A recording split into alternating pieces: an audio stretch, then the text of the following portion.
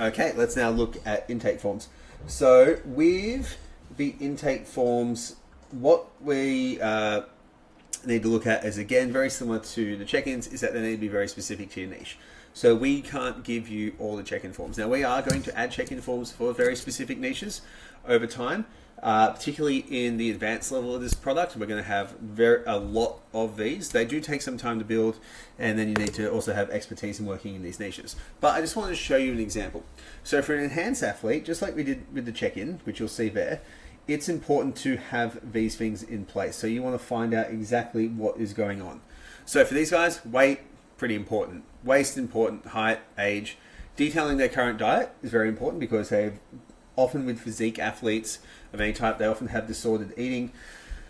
Allergies and dislikes, important. Supplements they take. You want to find out what supplements they're taking from a performance standpoint, and then also from a health standpoint. So for a physique athlete, they'll probably be taking creatine and branched chain amino acids and stuff like that. You want to find out what health supplements they're taking, because they're going to make an arguably bigger impact on their results than anything else.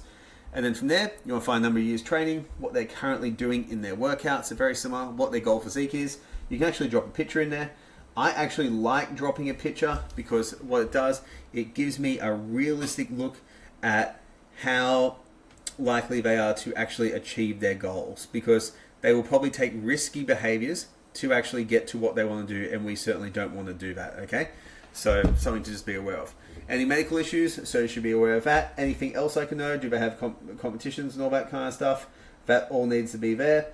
And then current photos, and this is the really individualized stuff for that niche.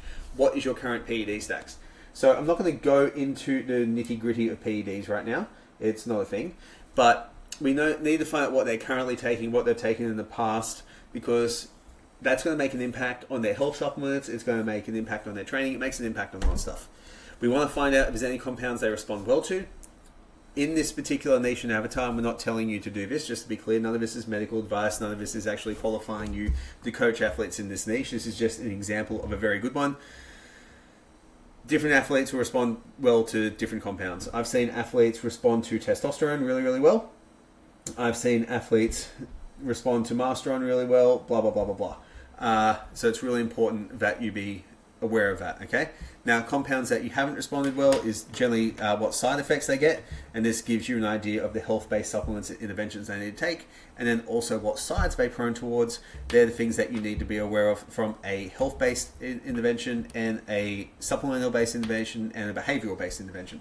So if someone's prone to cardiovascular stuff, so getting high blood pressure, it is really important to make sure that A, they measure their blood pressure, which you'll see in the check-in, but also they do their cardiovascular training. So it's really important to consider all these things and everything that makes up what your niche is in your level 3 client check-ins.